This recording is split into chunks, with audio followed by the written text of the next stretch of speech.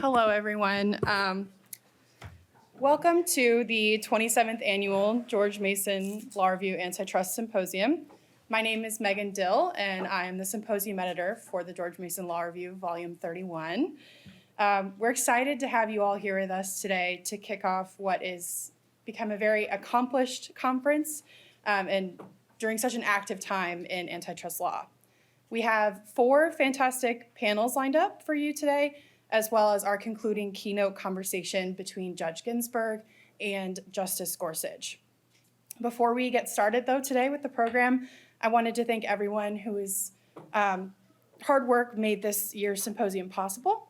First and foremost, I want to thank our generous sponsor, Nera Economic Consulting. We sincerely thank them for their continued support of this symposium for the last year and this year as well. I also want to thank everyone who had a hand in planning today's event, especially Professor John Yoon, Judge Ginsburg, and Professor Donald Coughlin for their guidance, and as well as the GAI and Law and Economics Center staff for organizing all aspects of this symposium throughout the year. And finally, most importantly, the symposium's participants. This event has a tradition of providing a forum for a robust debate over developing topics in antitrust law, and our moderators, panelists, and speakers make this all happen, so thanks to them. The Law Review sees so much value in providing a forum for the foremost experts in the field to exchange their ideas, and it has been a pleasure to play a role in bringing these discussions to the public. I'm very pleased now to turn it over to Professor Donald Coughlin, the Executive Director of the Law and Economics Center, to give his remarks. Thank you.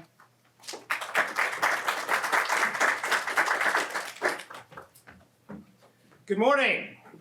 Good morning. All right, we'll get everyone woken up here.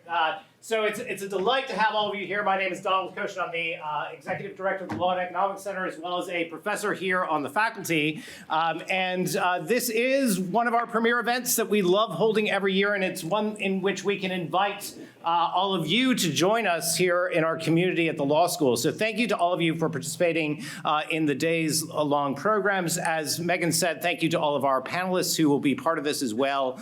And really, a real tribute to the leadership of the students that are involved in all of this. They are the real assets here that have put all this together, and I think we owe the students a round of applause. So on behalf of the Scalia Law School and the Law and Economics Center and the Global Antitrust Institute, I welcome you here today. I want to tell you a little bit about the LEC, the GAI, and the law school to get you acclimated to the environment that you're in for the next few hours. The LEC is pleased to sponsor this. The mission of the LEC is to serve as a nexus for educational research and educational programming like you're seeing today, which helps policymakers and judges understand better economic analysis so it can lead to more reasoned decisions and ensure that there is a more robust understanding of the consequences of those decisions. The GAI, one of LEC's specialized divisions, is of course specialized in bringing us understanding of antitrust issues and competition policy, and we're delighted that GAI is sponsoring this program with us today. It's a vibrant time here at the law school. No better proof of that is the excellent leadership of the students that I've already recognized that have brought all of you together here today. The entering class here at the law school this year, the numbers are quite impressive. We had a total of 97 students chosen purposefully, which allows us to teach very small sections. A great delight to teach a section of 30 property students last semester. Those students come with some incredible credentials, a 168 median LSAT and a 3.89 median GPA. So we really are attracting the brightest, most talented, but importantly, we're also attracting those who bring a high level of intellectual curiosity, a high respect for civil discourse, and a high desire to learn and to improve along the way. And I know that they are all excited to hear our speakers today as part of that educational enterprise. The law school is doing brilliantly in so many different ways, and the numbers only tell part of the story, but the numbers are nonetheless important and reflective on some of what we're accomplishing here.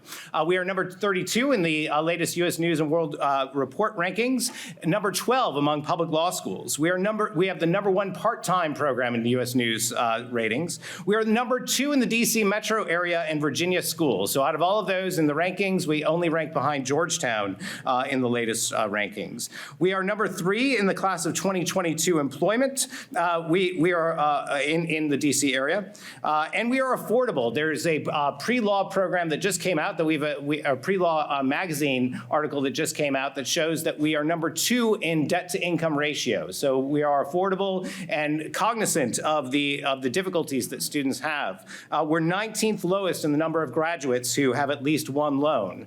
So again, we are attracting the brightest, but we are also trying to make sure that they're leaving here with the opportunity to enter the workforce with the lowest debt possible, but also giving them great opportunities to also get employment. We are #23 in the latest CISC ratings of scholarly impact of our faculty. We have 51 full-time faculty members who are producing scholarship, much of which you will see through some of the presentations today, and much of it which comes out of the work of folks like Professor John Yoon and others who take a leadership role in the Global Antitrust Institute. So it is a vibrant time here at the law school. It is an inspiring time at the Global Antitrust Institute as we bring it back within the Law and Economics Center this year. And it is the 50th anniversary of the Law and Economics Center. We were started in 1974 at the University of Miami by a man named Henry Manny, who came to become, in 1986, the dean of this law school and really transformed the law school, including, and students, you can blame Henry Manny for this if you disliked it, you can applaud him if you did, but requiring that all of our law students take an economic analysis for lawyers class in the first semester of their first year. And that curricular change really has helped to distinguish this law school, combined with the synergies that it has with the overall excellent law and economics faculty and other disciplines that are represented in our faculty scholarship, and really has made this a wonderful place. So we were pleased when the law school was able, or the LEC was able to locate here in 1986 at the Scalia Law School, and we're very pleased now to celebrate its 50th anniversary. Please do go to masonlec.org in order to learn more about the LEC, to learn more about our upcoming programming and how you might become involved, including for all of the practitioners, general counsels, and consultants and others in the room. We do have a monthly webinar series which you can participate in. Many of our programs are closed, but we do have these open public forums like we have today. And I also would like to thank, before we move on, the staff who's really made this possible. It's not just the students who've done an excellent job, but also a number of the people who work within the LEC, including Amanda Osofsky, Angelica Sisson, Heather Vignali, Gwendolyn Watson, Daniel Tonsing, and again, all of the student leaders who've been involved here. So as you see them throughout the day, know that a lot of work has gone in to make today smooth, and it really is a credit to all of them that has happened. Now I'd like to turn it over to, yes. And for our final opening remarks, and then we'll get to the heart of the story, I'm going to turn it over to John Yoon, who's an associate professor of law here at Scalia Law School. He also takes a significant leadership role in the Global Antitrust Institute, has for years. He is a leading scholar in antitrust and other areas of law, and he helped to design this program along with Judge Ginsburg. And so I'm going to turn it over to John to conclude our opening remarks. Thank you.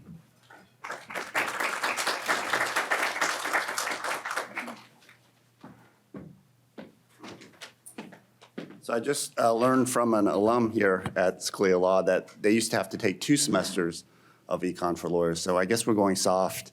We need to go back to our roots. So good morning. I promise this will be very short. And I just wanted to say this is a true honor and privilege to be part of this event and platform.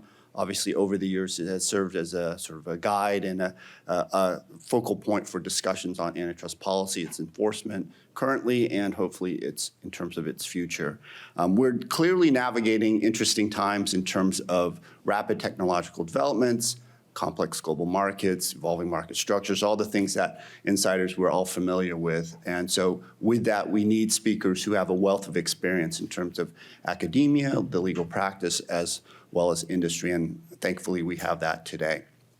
I did want to also take a moment to thank Megan for her leadership in guiding this event. It's really been amazing, and she's done a terrific job, as well as all the other students involved at George Mason for putting this together. As Donald mentioned, also the GAI and LEC staff have been integral to this. It's hard to believe it's been 27 years that GMU has been putting this together. So thank you to all the past speakers, especially if you're here today and certainly later today, and also obviously today's speaker.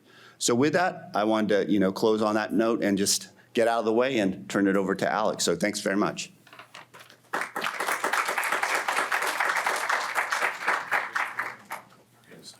Okay. Welcome, everybody. I fully endorse everything that Donald has said. Thank you to the organizers of this event, our sponsor, and all the staff. It's fantastic. I'm so proud to be part of this 27th annual symposium.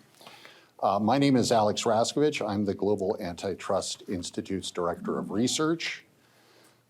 We have a very distinguished panel of antitrust experts this morning to discuss the 2023 merger guidelines of the US Department of Justice and Federal Trade Commission, which were issued just a couple of months ago. Let me give a very brief bio for each of our experts. First, we have with us this morning Dennis Carlton, who's the David McDaniel Keller Professor of Economics, Emeritus at the Booth School of Business at the University of Chicago. Dennis is also Senior Managing Director of Compass Lexecon, and among many other positions that Dennis has held from 2006 to 2008, he was Deputy Assistant Attorney General for Economics in the Antitrust Division, where I had the privilege to work with him. That's essentially the chief economist position. Next, we have Aviv Nevo, who unfortunately can't be with us this morning because of a last-minute personal issue, but we're very happy to have him with us larger than life on Zoom. Aviv is the George A. Weiss and Lydia Bravo Weiss University Professor at the University of Pennsylvania, with appointments in the Economics Department and the Marketing Department at Wharton. He's on leave from Penn 23-24 to serve as Director of the Bureau of Economics at the Federal Trade Commission, essentially the chief economist position. And Aviv played a prominent role in drafting these guidelines. So I'm sure we're all very interested in what he has to say. Eric Posner is the Kirkland and Ellis Distinguished Service Professor of Law and the Arthur and Esther Kane Research Chair at the University of Chicago Law School.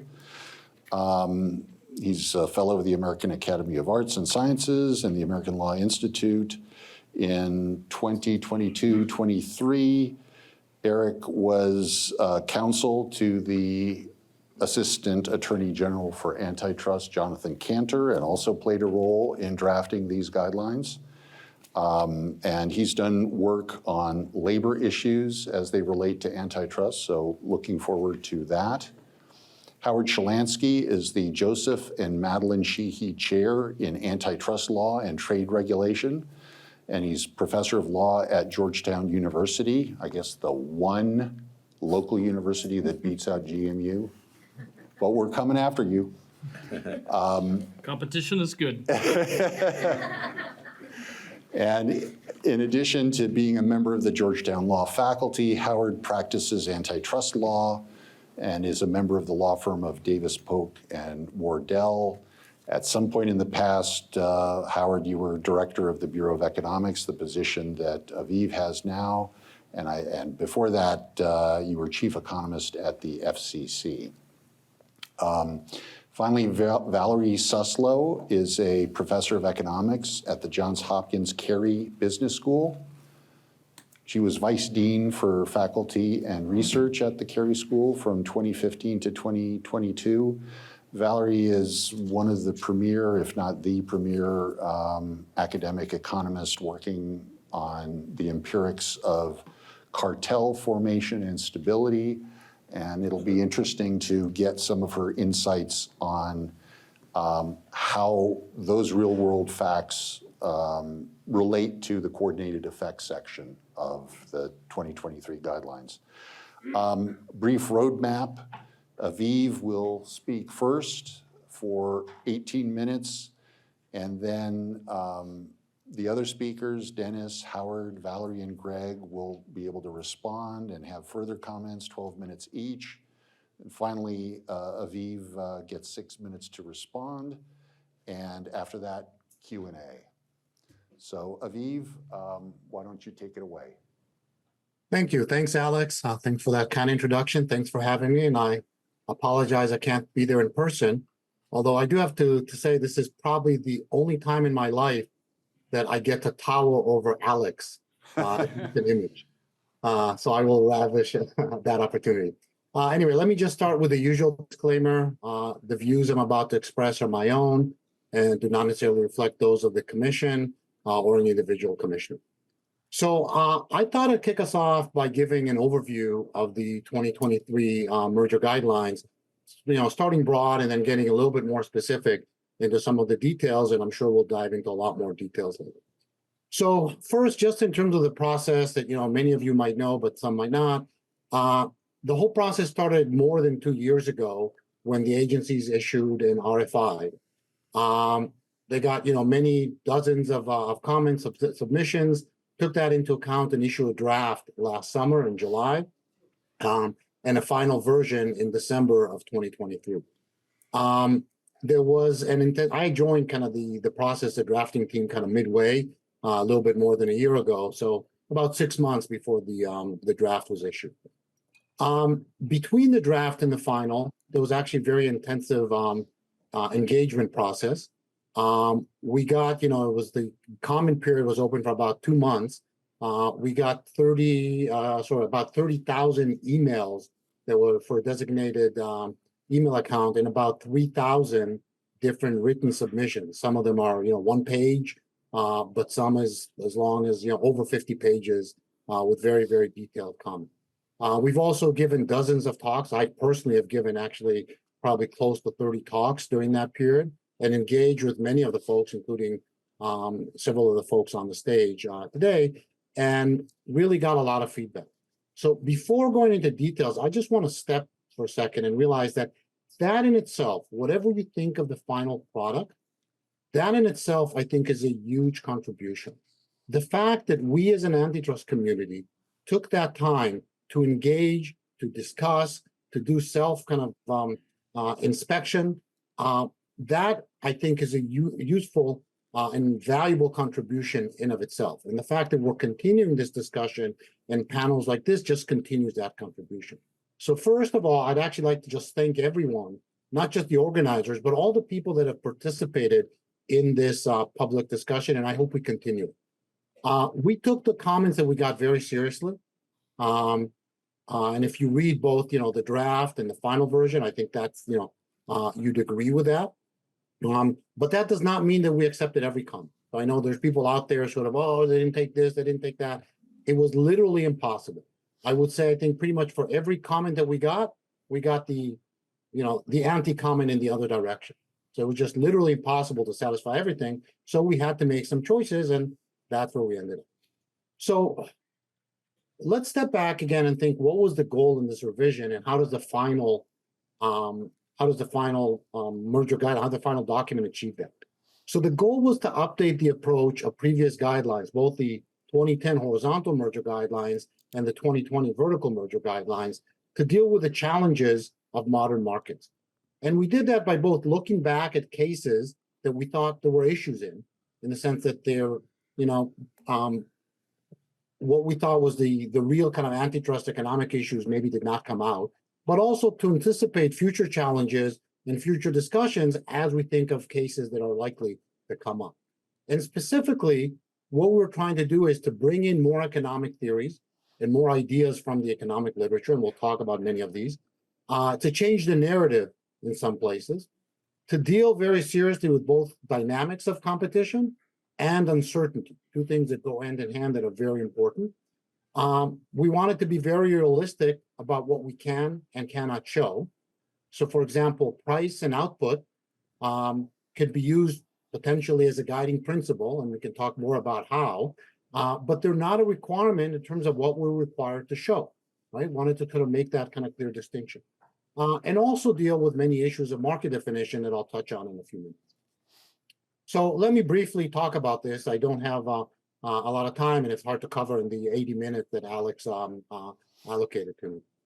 Alex, that was a sound check. The fact they didn't respond, I'll assume I do have 80 minutes. Yes. So let's sort of start by considering that traditional breakdown between horizontal and vertical, right? So traditionally, we actually had a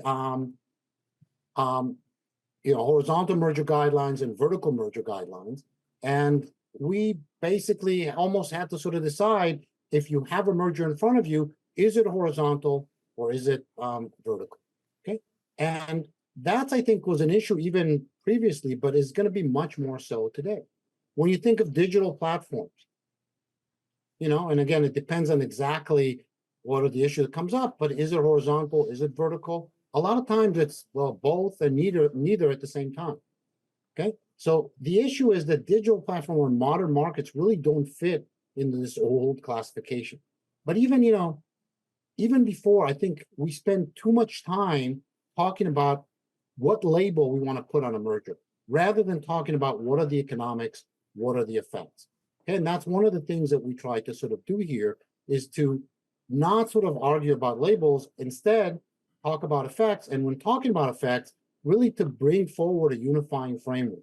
Unified framework in terms of the tools that are used, so the economic tools that can apply both to horizontal and to vertical, and a unified rebuttal framework, okay?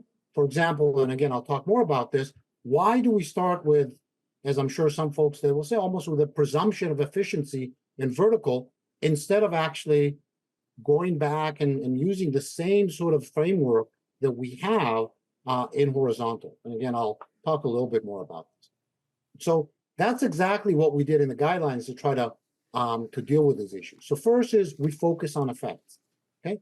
A lot of people like to sort of say, look, these guidelines are going backward. They're putting more weight on structure and other things. I don't read it that way. If you look at these guidelines, they start by talking about competitive effects, okay? Theories of competitive harm, right? Which I actually think is the spirit of exactly where 2010 was going, right? Of trying to put more weight on competitive effects, and that's exactly what we're trying or what we're doing in these guidelines. We do that by offering new pathways, new ways to think about potential concerns.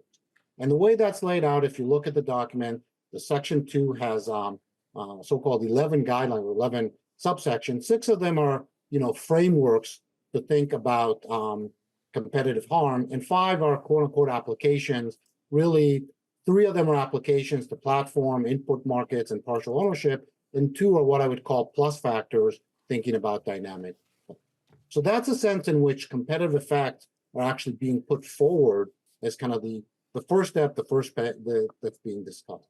And this is also a way to bring in both new and more economics ideas, which I think is critical as we move forward and see kind of new business models, new ways in which the economy is organized.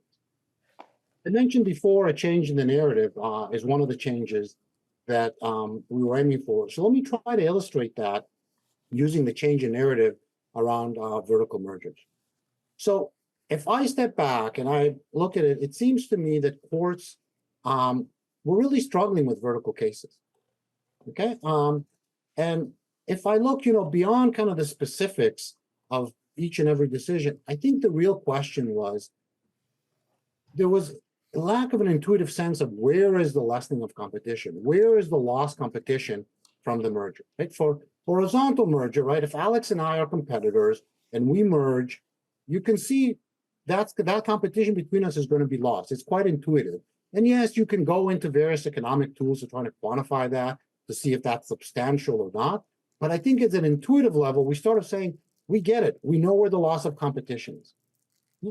In vertical or a merger that involves not, your strength kind of horizontal relationship, it's a little bit harder to see, right? And what happens is, you get an economist on and they put a complicated model that the court a lot of times struggles to really sort of figure out, and it's hard to kind of tell that story.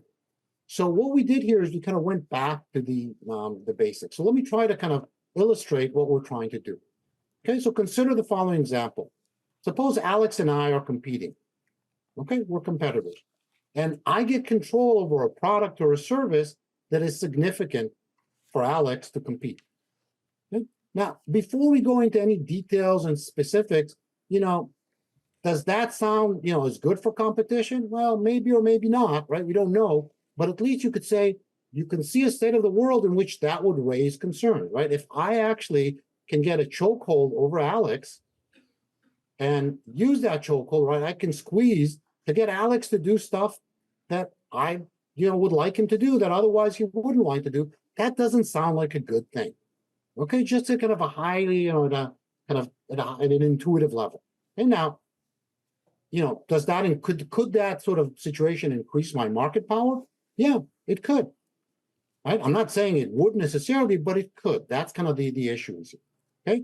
And again, if I gain that market power, I have it, I could use it in a variety of ways to harm competition, right? I could completely, eliminate, not let, limit Alice's access to that product or service. Okay, I could raise the price. I could do a variety of other things that would harm competition.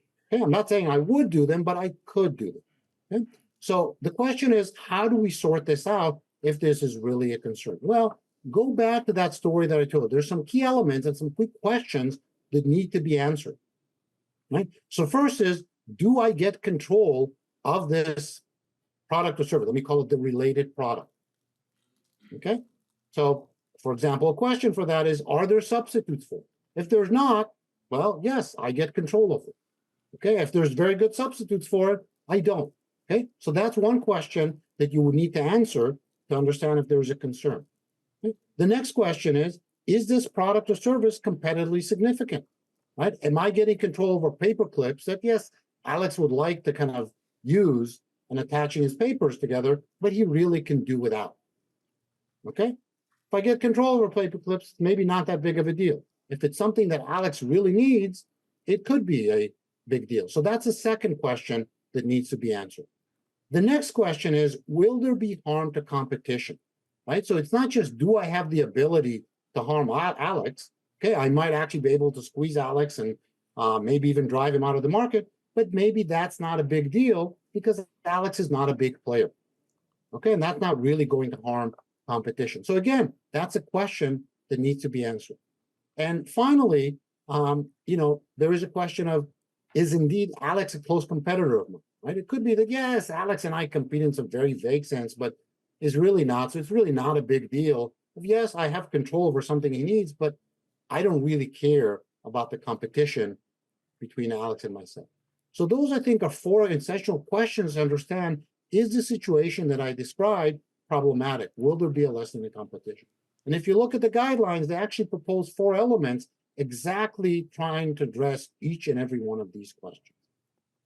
Okay? And I would say these are the questions we need to answer what you might call, if you're a lawyer, the prima facie case, or if you're an economist, answer, does this merger raise concerns? Okay? Now, you might say, well, how do we answer all these questions? The way we answer them is we rely on the standard tools used in horizontal and in other cases. We have tools to answer each and every one of these questions that are not specific to vertical. And that's a big part of what we did here, is say, look, we have a toolkit that we want to use over and over again, whether it's a horizontal merger, vertical merger, or one that involves elements of both. Okay? Now, those of you who are familiar with vertical merger say, wait a second. I didn't even hear you mention even a single time the elimination of double marginalization, EDM. Isn't that an essential part of vertical? And the answer is maybe, it could be, and in some cases it clearly is. I'm not saying EDMs don't exist. They will still be considered, but in some sense, we only have to start talking about EDMs if we've answered the other four questions and realize that there's a concern. Okay? And this again goes to something that I think is a little bit foreign to economists, but that's the way that antitrust is framed. There is a framework that talks about, we first ask, is there a concern, right? The prima facie case. Then we ask, is there a rebuttal or evidence that should be considered? And then we can go and say, there's a balancing it. Okay? And we can sort of talk what should enter each and every part of this analysis, but that's the framework that's decided, that's the legal framework that we're living in. And in that legal framework, we're going to try and, uniformly apply both the horizontal and to vertical case. So on the vertical case, what I've just described is if you want the prima facie case, and then we have to go to the next step of saying, are there other considerations that undo some of these concerns and say, well, actually, they're not, this is not going to be a concern. Okay, but you see, in some sense, before we even get to talking about whether there's EDM or not, or whether there's other efficiencies, we first have to sort of talk about, is there a concern?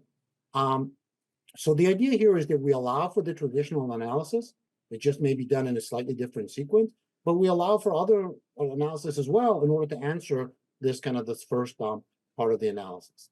I should note that, even though it's in the guidelines, and the guidelines were made public after this decision, if you look at the Illumina Grail decision that was issued in December, the appeals by the Fifth Circuit, you could see that it essentially affirms the framework that the commission used in its analysis that was really the basis of what fed into the guide. Okay. Let me just take a couple more minutes to say something quick about market definition. If we had more time, I'll talk about this in more detail. One of the changes that we've made that I think has gone a little bit under the radar is some of the discussion of market definition, some new ideas there. The reason we've sort of introduced them is exactly what I said before, is to deal with issues that we've seen in the past, but also I think issues that we're going to see more and more in the future as you go to markets where market definition is just going to become harder and harder, especially the traditional way of doing it. So I'd like to talk about three changes, again, briefly. First of these is the guidelines are the first to really open a pathway that does not depend on getting a precise market definition. Okay, so we have guideline 2 that basically allows to focus on the effects without relying on a so-called structural case, without relying on market share. Now, just to be clear, this could be done under 2010, the 2010 horizontal merger guidelines. There was nothing in 2010 that said that you couldn't do it. And indeed, I would say the spirit of 2010 was exactly to move in this direction. Okay, so I don't think this is a change in direction of 2010. I would say this is reinforcing the direction in 2010 and making it clear that you do not need to rely on a structural case. Structural case, I mean concentration measures and change in concentration measures in order to bring a case.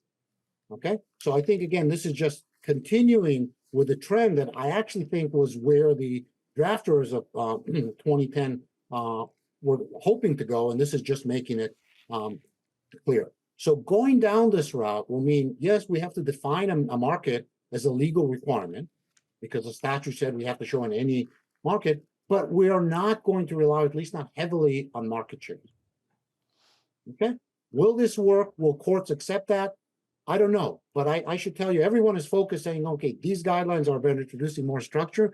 I can tell you at the agencies, it's exactly the opposite. What we've actually been trying is to rely more on the showing of a lessening of competition.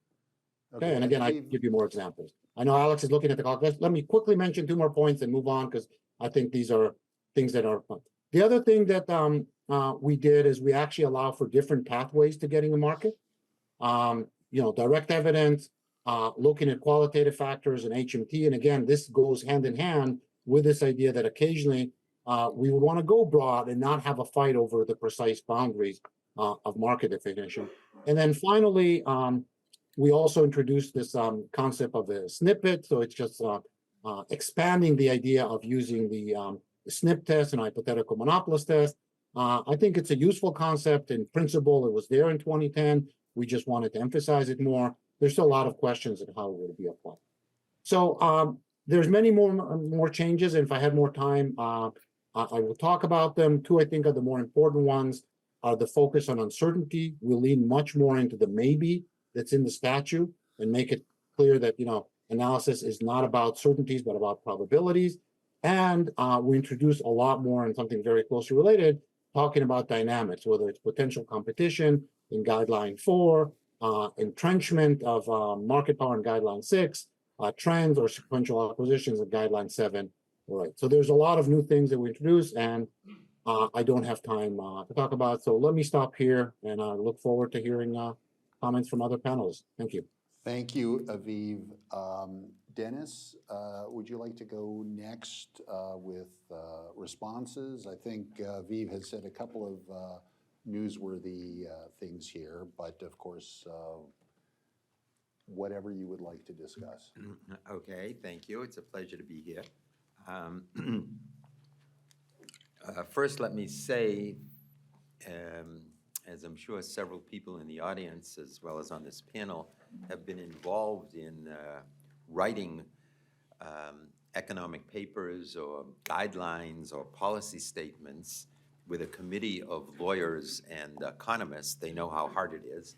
So I thank all the drafters for their hard work, and I also thank them for being responsive to at least some of the comments that I and others have made. Now, there's some good new economic analysis and topics raised in the guidelines, but every time I read the guidelines, I still have many concerns. I must say I have less concerns after I hear Aviv speak. Maybe that's because on many things we think similarly. On the other hand, I then go back and read the guidelines and I say, oh boy, I still have those concerns because I'm not sure the way Aviv reads the guidelines is the same way that I do. I have a paper on the guidelines. I'd be happy to send it to anyone who asks, who emails me. The guidelines have been a durable guide to economic thinking across Republican and Democratic administrations.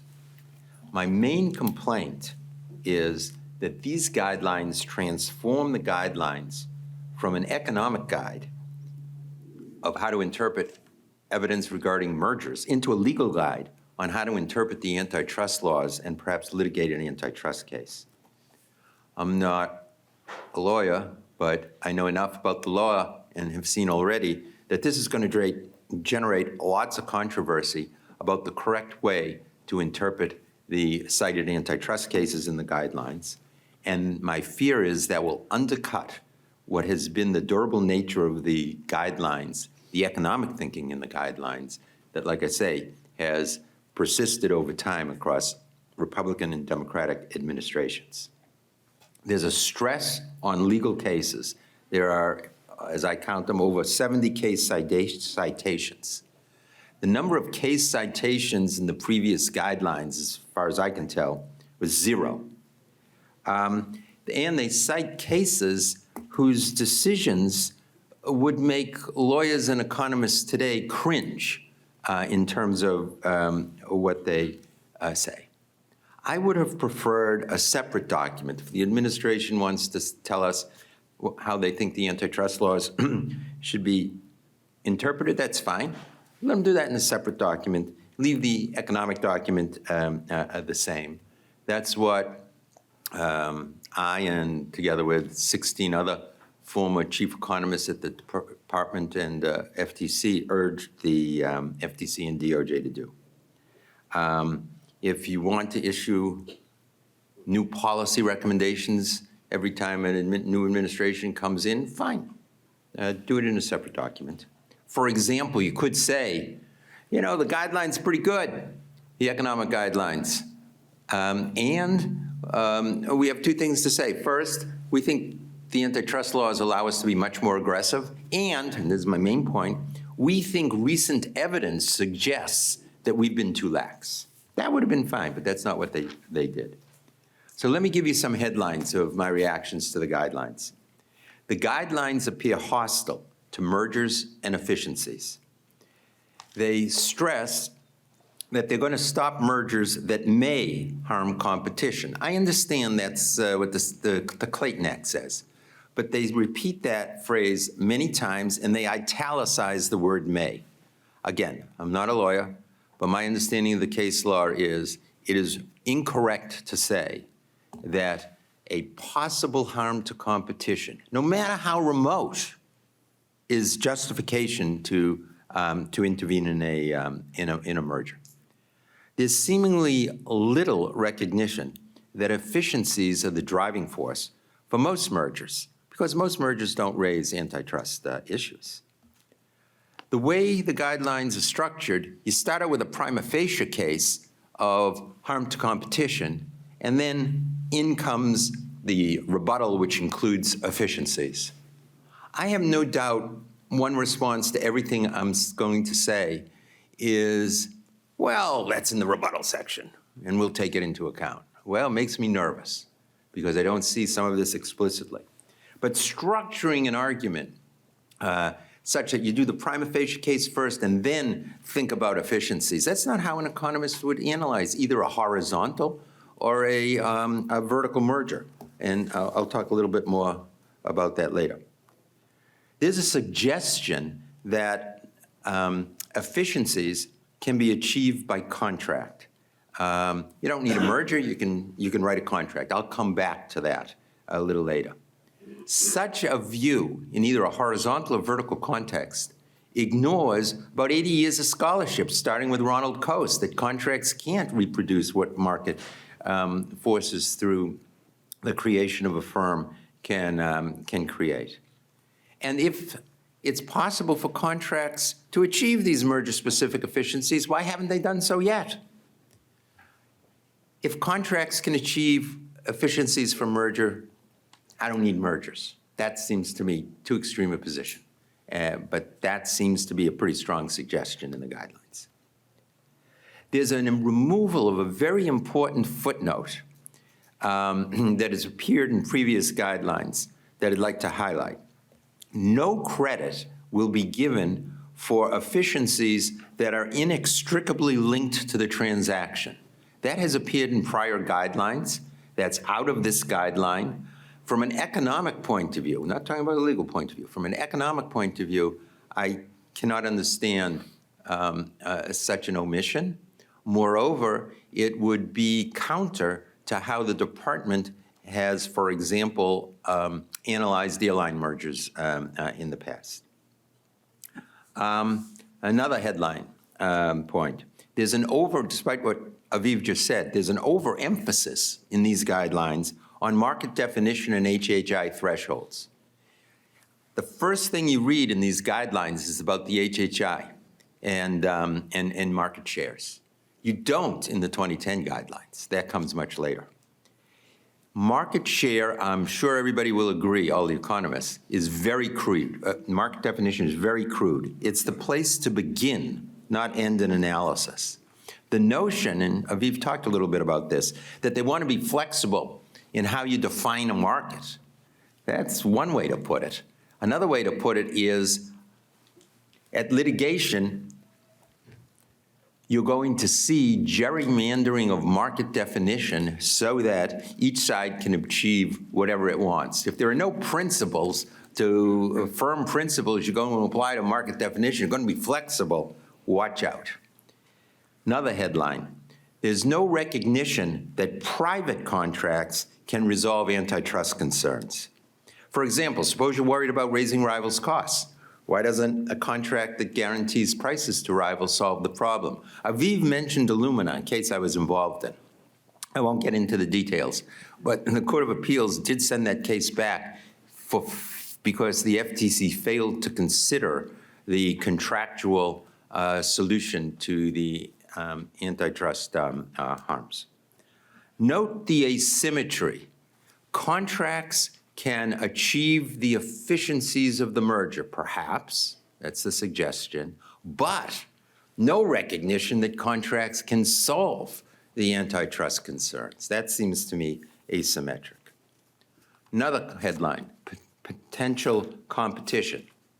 It's easy to state the obvious. If there's a firm that is in a concentrated industry and it's an important firm, I don't want to allow it to merge with a potential competitor who's going to come in and be significant. I got it. Everybody agrees with that. The hard part, it's not hard to say that. Everybody's going to agree with that. The hard part is figuring that out. How, and therefore what you have to worry about is this is going to be speculative and lead to lots of really a pure speculation, not grounded in evidence. How good do you think the government's ability is to predict entry? There's a site to, for example, the Procter & Gamble case in Clorox, where one of the elements was that Procter & Gamble shouldn't be allowed to buy Clorox because Procter & Gamble is a potential entrant. Well, Procter & Gamble never entered, even though the transaction was enjoined. Economists, IO economists, have known since the late 80s, it's very hard to enter an industry and survive and thrive. So just be careful when people say, oh, this firm is a potential entrant. That's what I think. Make sure they have some evidence and ask them how confident they are of that. There's no discussion that the purchase of a potential competitor may be the way out for that potential competitor to cash out on its R&D. Maybe it's no good at competing in that market, but it is good at R&D. There's no discussion that R&D might cease because entrepreneurs are worried they won't be able to cash out. 2 minutes. I'll leave maybe for the remarks later, perceived potential competition, a doctrine that I don't like, but I'll explain that later. Let me just mention 2 things about potential competition.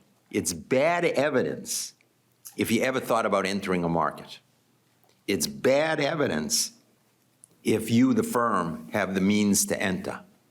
My suspicion is that's going to be true of most firms that are going to be involved in a vertical transaction. So I don't really think that's very helpful. Let me turn very briefly to vertical.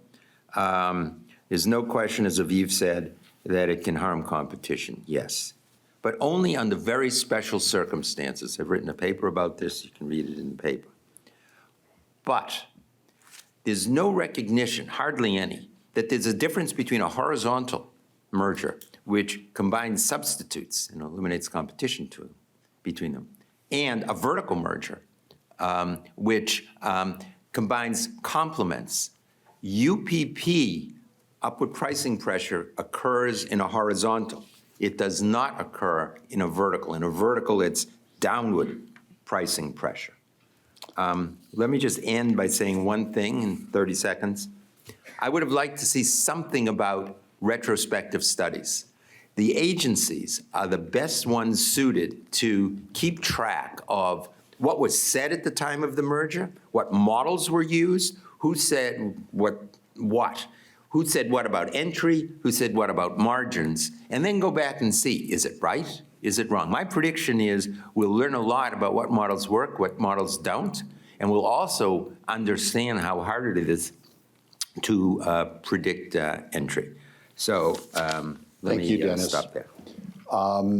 Howard, I noticed you nodding at a couple of points while Dennis was speaking. Please go ahead. Okay. Thanks very much, Alex. It's a real pleasure to be here. I agree with some of what Dennis said. I was one of the co-signatories of the comment that he referred to. But I also probably have some differences.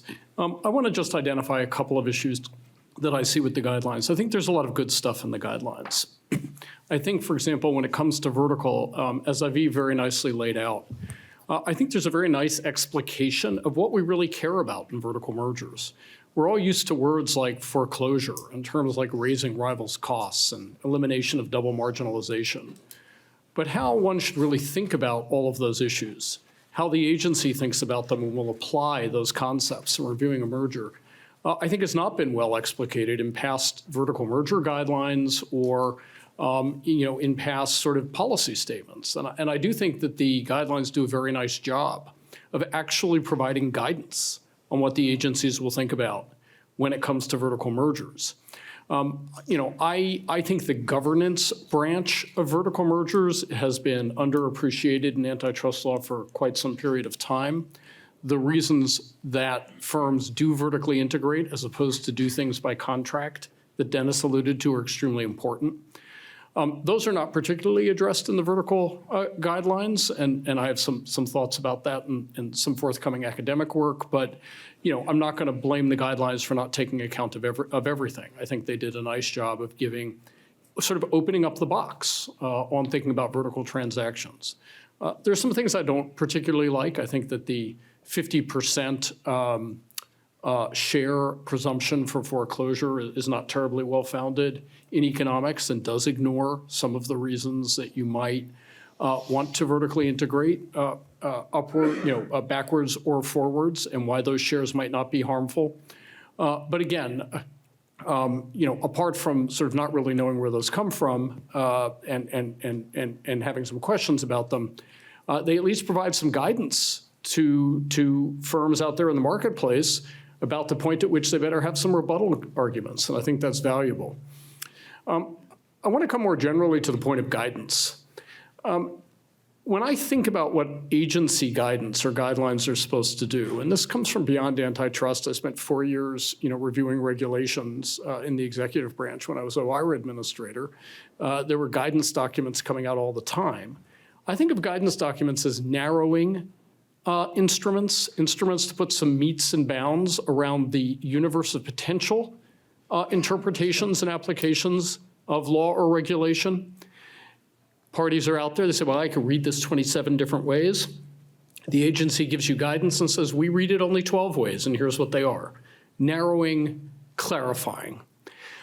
I think that the guidelines that the agencies have put out here for mergers are a bit entropic. They go a bit in the other direction. I was one of the co-authors of the 2010 guidelines. We did try to be narrowing and more focusing. And what I see in the 2023 guidelines is something that is a little more akin to a policy statement. Now, look, maybe that's appropriate in sort of what could be called a revolutionary time for antitrust. Maybe that's what you have to do when you are unearthing old, or uprooting old ways of thinking about things. But it does limit the value of the document in terms of guidance. And so let me explain a little more of what I mean there. Aviv did refer to the building on the 2010 guidelines notion that you don't need market definition. Well, the 2010 guidelines were quite clear. You can go directly to an effects-based analysis, even in the absence of clear metes and bounds of a defined market. We did that, frankly, to rescue unilateral effects analysis from the purgatory to which it had been ascribed in the Oracle PeopleSoft merger decision in the Northern District of California. And the concern that absent some kind of defined market in which the parties had a monopoly-type share, you couldn't succeed with a unilateral effects analysis. That didn't make good economic sense. We introduced UPP more clearly than had been done in the 92 guidelines. And we said, look, if you can show effects through tools such as this, we don't need to worry about the metes and bounds of the market. And by the way, consistently with that, we sort of loosened up a little bit the structural presumption by shifting the HHI thresholds more as a pragmatic thing to keep more in line with what courts and the agency had actually done. Here you get the agencies in 2023 doing both. We have stronger structural presumptions, in fact, quite a bit stronger, not just for the HHI, but the language, the thresholds, but the language that accompanies those screens. Oh, and by the way, even where we don't have clear market definition, we can use other tools. Again, a broadening rather than a narrowing. When you go to the vertical merger section, look at footnote 29. After giving us some nice guidance and some further explication of how the agency will think about foreclosure and other issues like that, but oh, by the way, Brown Shoes says there's no actual particular way that we have to weigh or balance all of these factors, so we'll think about all this, but we may throw a whole bunch of other considerations in. Again, opening up, broadening. Now I'm looking at this document as a party looking for a way to cabin the universe of potential things that will happen, and I got footnotes that tell me everything we've just told you is just in the context of many other things we may think about, and the universe isn't limited. We'll think about these things and anything else that strikes us as relevant at the time. Maybe that's a valuable thing from a policy standpoint. It's not super helpful from a guidance standpoint. And I think that appears multiple times throughout the guidelines. I'll give you one other example. I do find that the statements about labor are somewhat unclear and have not been helped, frankly, by subsequent statements by certain enforcement officials. I don't think it's a new thing to say that two firms merging that are both competing buyers in the same labor market may gain buying power. I don't think that's new. I don't think it necessarily applies just to labor. And indeed, if you look at the guidelines that refer to labor, other suppliers, creators, things like that, I think that's all good and fairly conventional. But what is unclear from the guidelines, and I said this about the draft guidelines, and unfortunately I think it remains a bit true in the final guidelines, is what happens if two firms merge and there is a productive efficiency that reduces the need for labor. Putting aside these two companies having been competing buyers, suppose that they were not competing buyers, but they have efficiencies that reduces the amount of labor that needs to be purchased, some kind of new technology. They therefore, by definition, have greater power in the labor market because, less demand, more imbalance of demand and supply, greater buying power, but not due to having been competing buyers. Is that something to consider? And when we get speeches by Commissioner Bedoya saying, oh, and it's not just that, it's conditions of employment, whatever that might mean, that further raises questions to merging parties. And I do represent private parties in these transactions, so I have some insight into what they're thinking about. What does this mean? If we now have less need for a particular class of job, so that there is more of a class of job that might be viewed as a less good job, is that a harm to conditions of employment that is now cognizable under the merger guidelines? The language, the broad language of these guidelines would seem to permit it, and follow-on statements by the people who promulgated these, a commissioner, seem to reemphasize that. Now I have less certainty, guidance, understanding of what the agency is going to look at, not more, which should be the purpose of guidance. So I'll just back off for a second and say, look, there is some very good stuff in these guidelines. And more clearer guidance isn't always something one might agree with as a policy matter. A very clear guideline is a merger to greater than 30% market share shall be presumed illegal. That's a super clear guideline. I might disagree with that as a policy matter, but I can't quibble with it as coherent guidance, direct guidance. I think that the problem that we have here is ideas, many of which might themselves be decent policy ideas, do not have a long sort of history of practice, and that are sort of thrown in as things that the agency will think about broadening in an entropic way the range of things that might factor into a merger review rather than narrowing and explicating. There are parts of the guidelines that do that, but taken as a whole, I see them as a bit more of a policy statement. I'll conclude by saying that may or may not be a good thing, depending on your views of current antitrust policy. And I see a case in which a revolutionary change in policy approach requires something that is more of a policy statement than a narrowing, coherent guidance. And we may see an iterative process by which these broader policy ideas are reduced to something that is more of a pragmatic guidance. But right now, this document, to me, does not seem to provide as much guidance and provide the narrowing function that I would have hoped that new merger guidelines would provide. Thank you. Thank you, Howard. Given that you brought up competing buyers at the end, maybe Eric, you should go next, and then Valerie and Aviv. We're running late, so I think you may not have a chance to rebut. We want to keep some time for Q&A from the public. Eric? Okay, yeah, I'm going to actually mainly respond to Dennis, but I will say something quickly about Howard's comments on labor. I mean, there's really no difference between how one analyzes the labor effects of mergers and the product market effects of mergers. And you have exactly analogous settings in product market mergers where, for example, two firms merge and maybe they're going to make a different kind of product and stop producing some other product. You just use exactly the same analysis. Job conditions are just analogous to the quality of products. So you have to take into account if a merger doesn't raise prices but does reduce the quality of products, you might object to that merger. And similarly, if a merger doesn't reduce wages but does reduce wage conditions, job conditions, you might object on those grounds. And in fact, it's very common, for example, in hospital mergers, for wages not to go down because wages tend to be sticky, but job conditions to worsen. So for example, doctors and nurses frequently complain after mergers that they lose shift flexibility. Nurses are required to monitor more beds and that sort of thing. So if you're going to do an accurate analysis of the effects of the labor market effects of a merger, those are just things that you would take into account just as you do in product markets. For Dennis, I have to respond. I think I'm going to make a sociological observation rather than an economic observation, which is these revisions made economists really, really mad. And one thing that they were really mad about is that the economics was put in an appendix, and the agencies, I think, very sensibly moved them out of the appendix into the body. Of course, that makes no real difference. It's just a symbolic difference, but I guess it made some economists feel better. But the role of economics in merger analysis, right, so this is key, and I do want to focus on this. There's a difference that lawyers are familiar with between the enforcement discretion that agencies have and the law.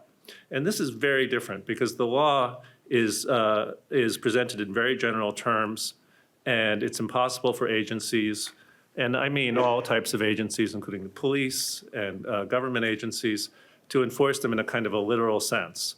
And so it's just a fundamental aspect of our legal system that agencies pick and choose. And they will typically, even before the era of economics in law, engage, look at, what type of behavior causes the most harm and go after that. And it's usually some combination of behavior that causes a lot of harm and behavior harm that's easily detectable, right? So this is how, police operate and agencies operate generally. And economics is very useful for that. Economic models based on empirical data can help agencies target mergers, for example, that will cause a lot of harm. But the law is much broader than that, and there's also a kind of a problem that arose under the 2010 merger guidelines, which was that while they provided a lot of guidance, they were too narrow. Now, when I say they were too narrow, this is based in part on empirical work done by economists, which suggests that there's been under-enforcement of the antitrust law over the last couple decades. Now, I realize this literature is controversial, but it is economics, and my sense is that economists tend to believe it. So this view that there's been increased markups over time resulting from concentration and other anti-competitive behaviors, part of what's behind the notion that the 2010 guidelines are too narrow. And Carl Shapiro, one of the authors of the guidelines, has said as much. He says that the HHI thresholds, which were in a kind of a naive sense based on the history of enforcement rather than some sense of what the law is required to accomplish, resulted in too few merger enforcements. Now, one thing that could have just been done is to lower the HHI thresholds. That's one of the things that Shapiro recommended. That is not a switch from a merger guideline to a policy statement. That's just a revision of the guidelines and reflect in response to wisdom that has been obtained over the past few years. That's exactly what agencies are supposed to do. When they realize that they've been under-enforcing the law, they have both a kind of a general legal or constitutional obligation to increase enforcement efforts if they can get the funds to do that. And it also suggests that they've been made, the earlier guidelines were designed in ways that were not ideal. And of course, there are other things that the agencies wanted to do in order to increase their enforcement, their ability to enforce the merger law. And that involved departing from the guidelines in other ways. Now, naturally, that's going to create more uncertainty. And that is a price that one pays in a world in which we have general laws and enforcement agencies with limited resources. Now, one of the real objections that Dennis has repeated is that the agencies cite all these Supreme Court cases. This should be, now I understand that economists hate these Supreme Court cases from the 1960s and early 1970s. They are Supreme Court cases. They are, the law. And it's not like they're not, that somehow they've become, the doctrine of desuetude has nullified them. They're cited, in every merger case that is ever decided. Brown shoes decided is cited in every merger case. It guides the courts. The courts look at the practical indicia, whatever they mean, and follow them the best that they can. This is the law, and the agencies are trying to draw on these legal resources that exist in order to be able to increase enforcement. Now, there will be controversies about whether the theories in these cases are actually desirable or not. The agencies are going to have to figure this out as they go along.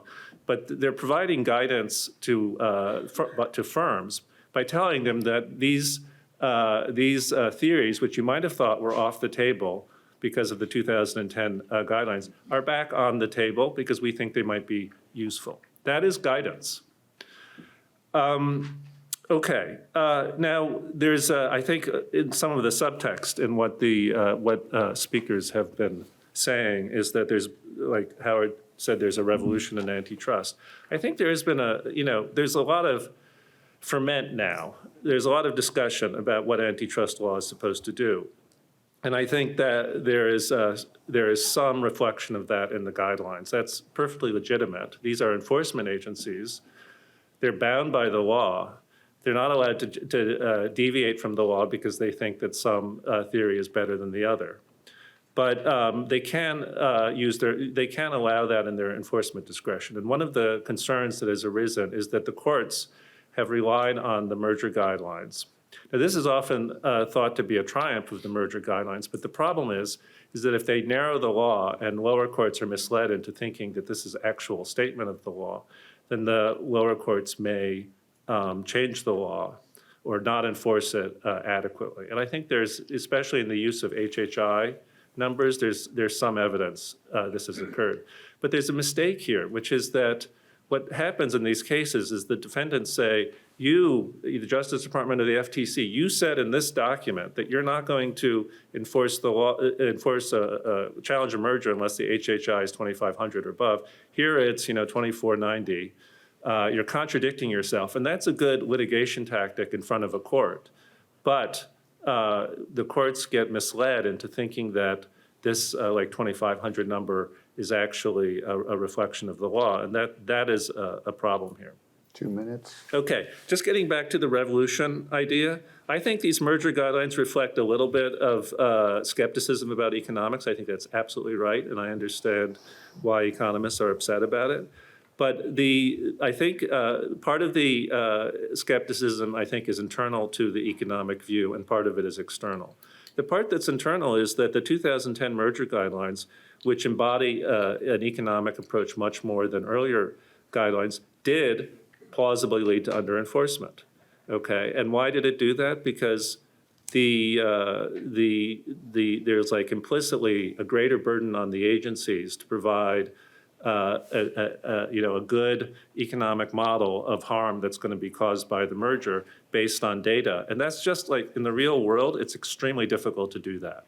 And so the whole reason why the law has presumptions, not just in antitrust law, but everywhere in the law, like fraud and securities law, there are presumptions all over the place that reflect like basic assumptions about how the world works that often are embodied in statutes and reflect congressional intent, but nonetheless are perfectly reasonable. And the use of presumptions in merger law, which of course courts recognize, is consistent with that.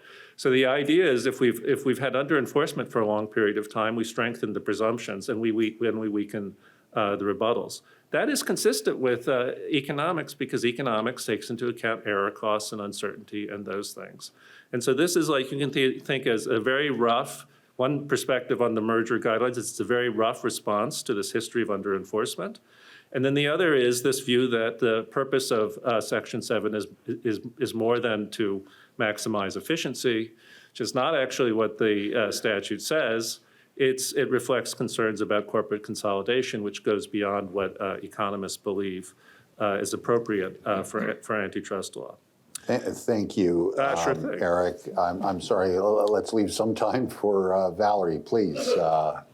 And thank you, and delighted to have the opportunity to be here. And in recognition, so if I can edit as I go and do just 5 or 6 minutes, perhaps, then there'll be time for others. So let me see what I can do. So I am going to narrow the focus for a few minutes here to comment on the guidelines as they pertain to coordinated effects. So I want to make a couple of general points and maybe do a little bit less of diving into the details. But to start out, I will say, so my research, and the vast majority of it with Dr. Margaret or Maggie Levenstein, is on explicit cartels, not on tacit coordination.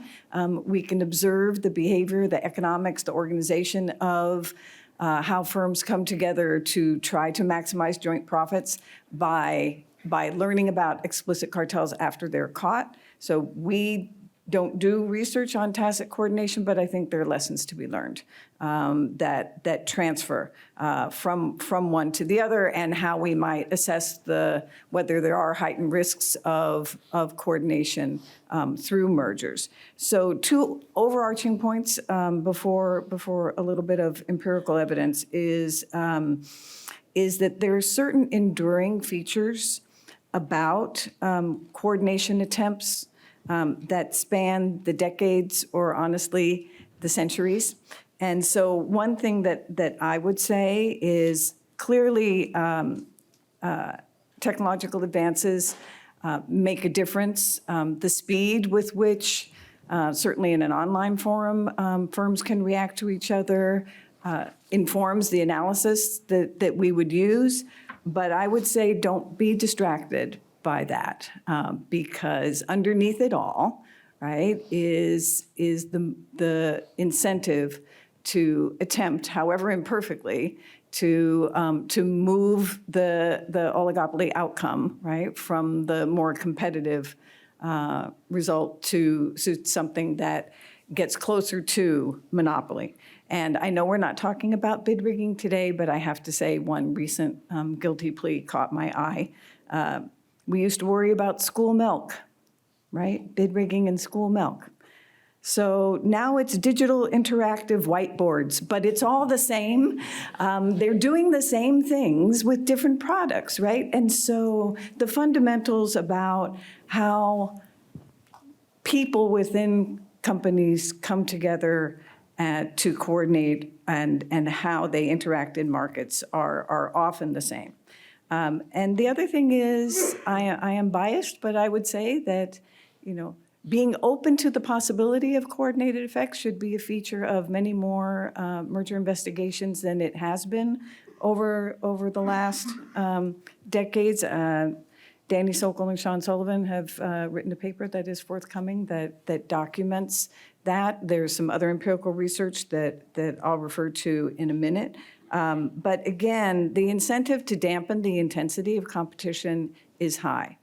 And if firms are willing to risk the possibility of, if they are willing to risk forming an explicit cartel with the possibility of fines, globally, right, in all the different competitive jurisdictions, or jail terms, then if that doesn't work, they're certainly willing to consider another approach to dampening the intensity of competition, and that's through merger.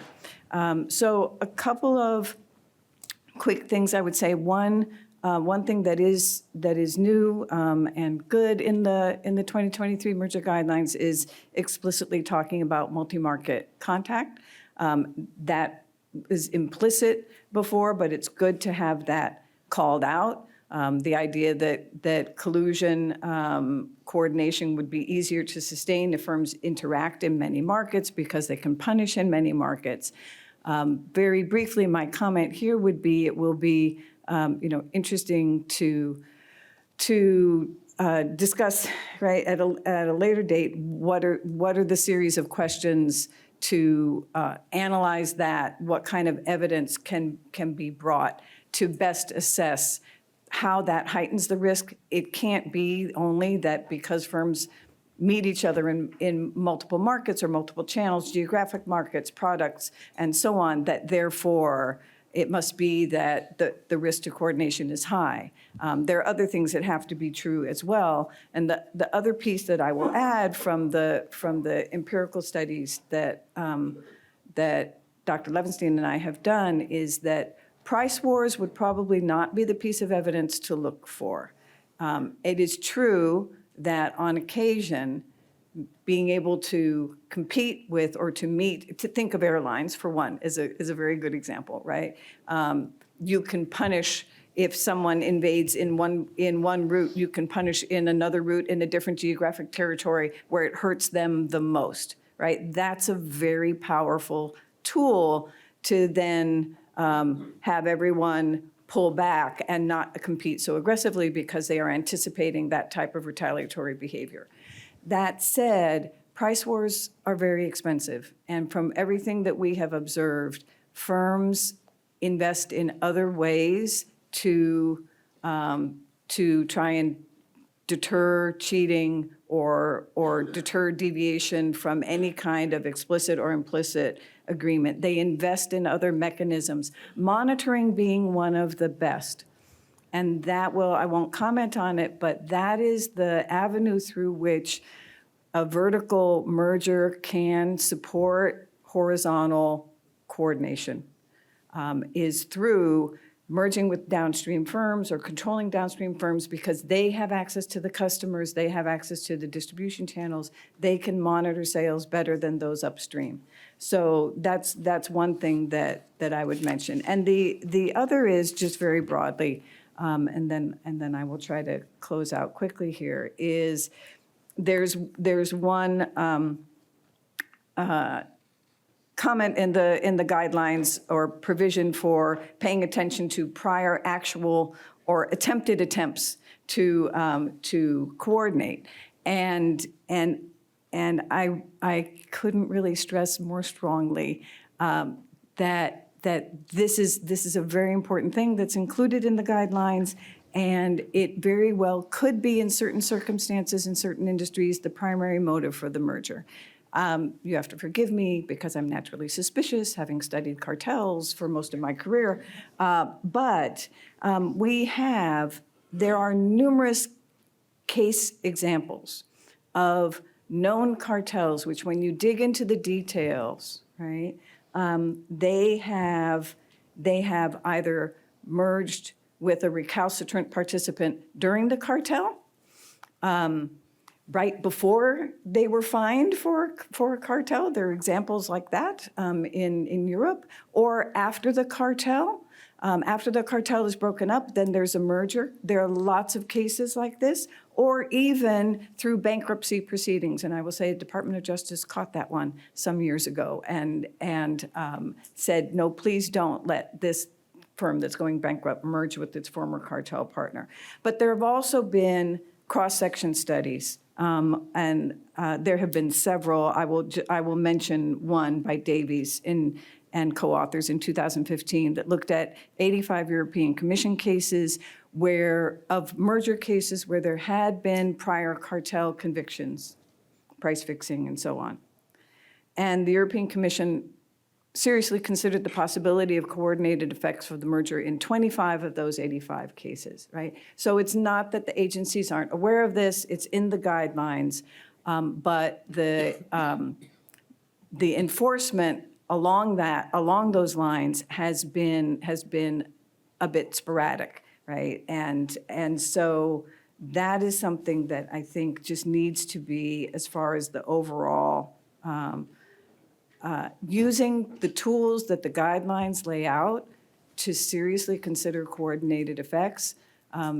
We have increasing concentration in many, many sectors in the economy. There are oligopolies, as Danny Sokol and Sean Sullivan's papers say, actual monopolies are rare, but oligopolies are everywhere. And so taking it seriously and looking at the history of coordination and collusion, I think will be very important. I will just stop there. Thank you very much, Valerie.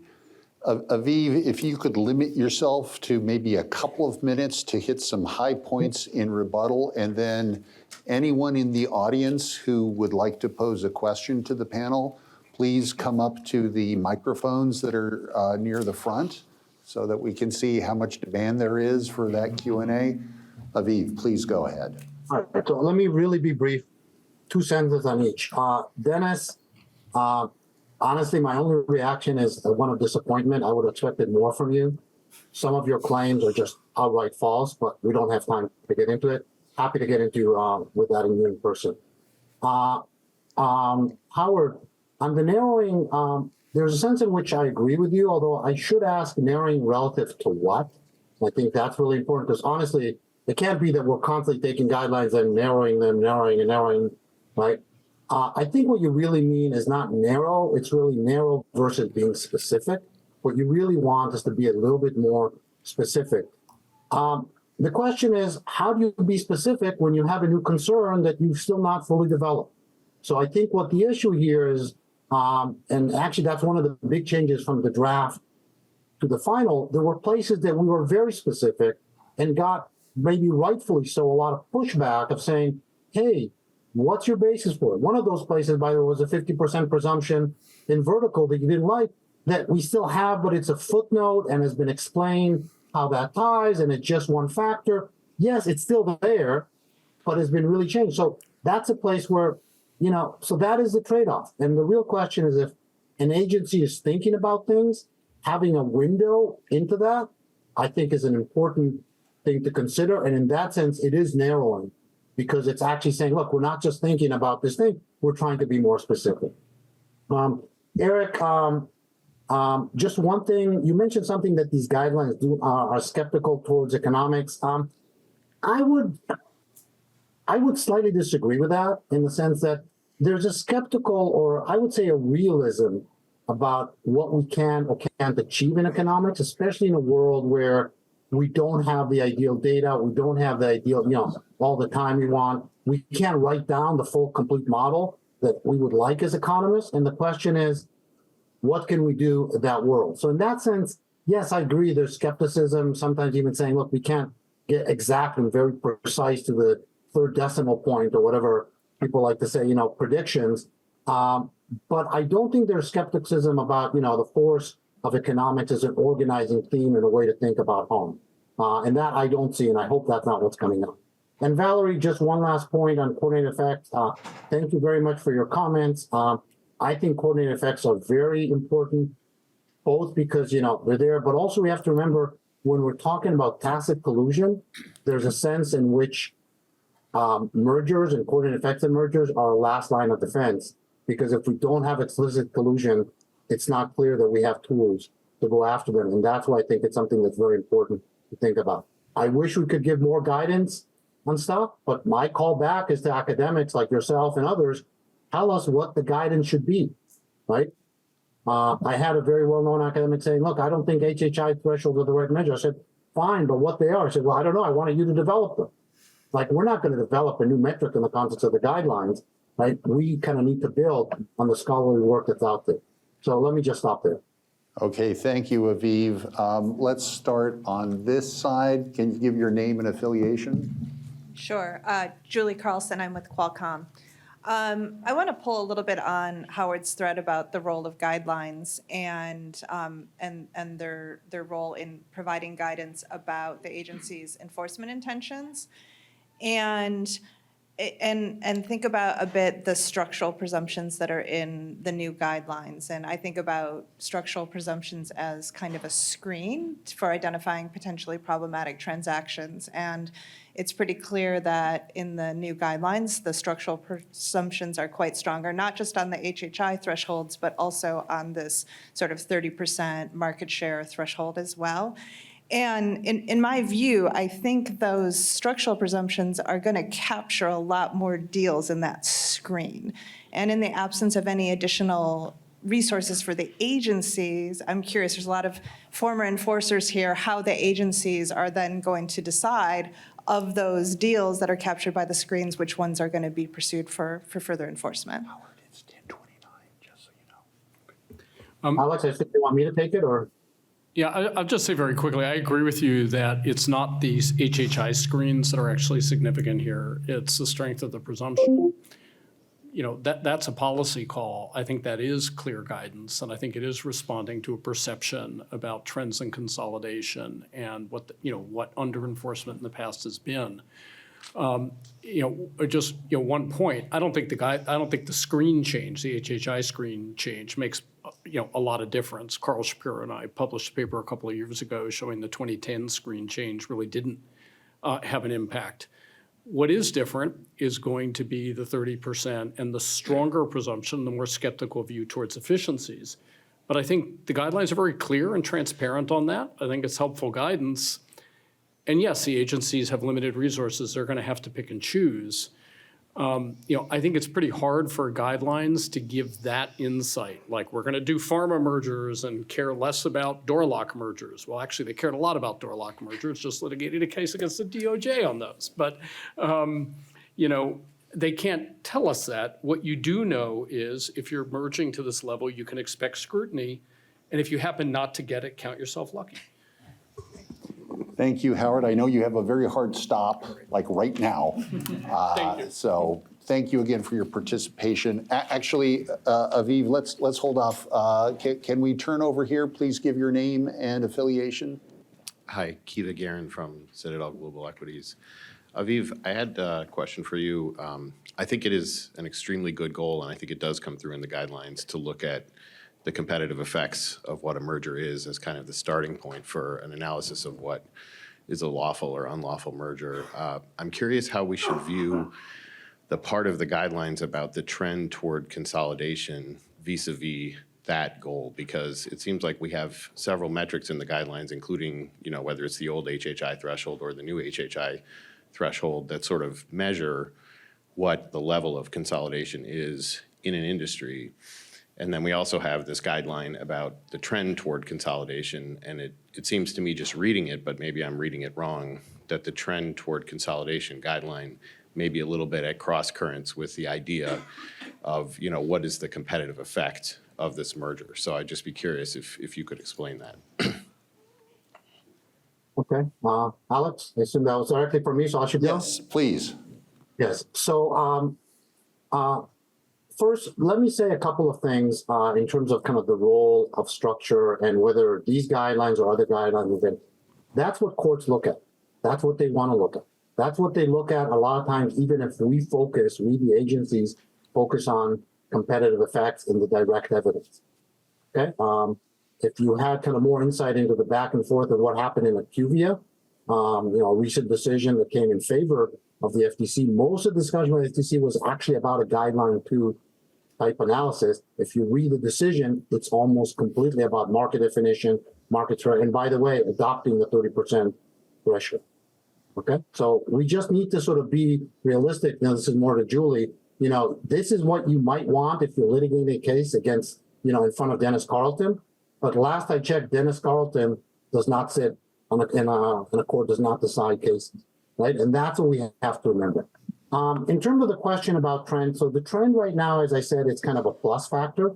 It's not in itself a reason to bring a case. And I think, again, the idea behind it is a very intuitive economic idea, which is what we care about is not just a snapshot What we care is about the dynamics, right? And dynamics of not just where the industry is, but where it's going, right? And that could be, right, everyone sort of, oh, it means that, what you're going to do is you're going to hit an industry even before it hits the threshold. Well, if we feel like that's where it's going, then maybe that's the case. But maybe the evidence would be the other way around.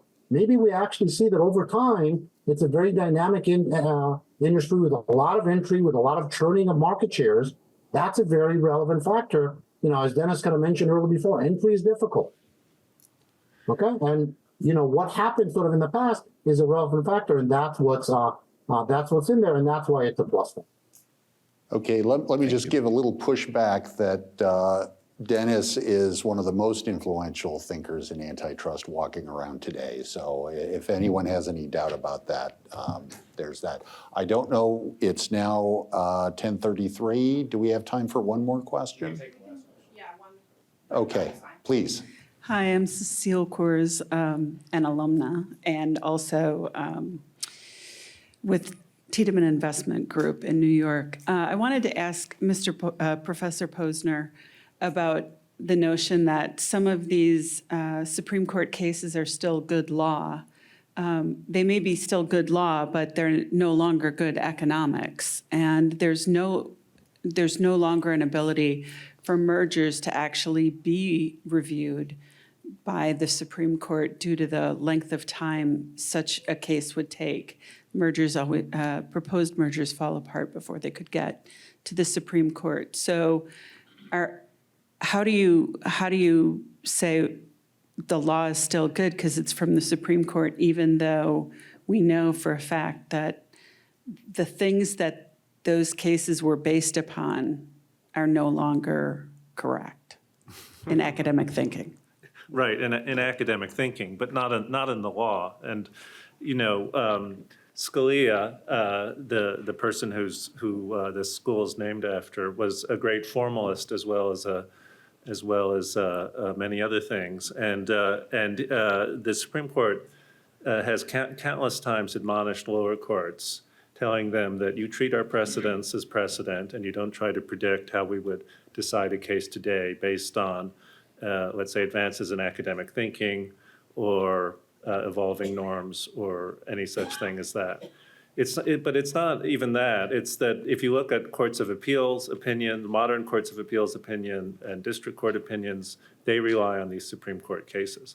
The law is not just an embodiment of economic theory. The antitrust law just is not. It's the statute didn't embody economics theory. That is clear by now, and the Supreme Court and other courts don't say that. If you, for example, just look at how courts treat the efficiency rebuttal, this idea that a merger is lawful even if it results in higher concentration, if prices go down as a result of cost savings. Courts are very skeptical about that, and the law reflects that. And I'm getting a stop sign, so I will stop there.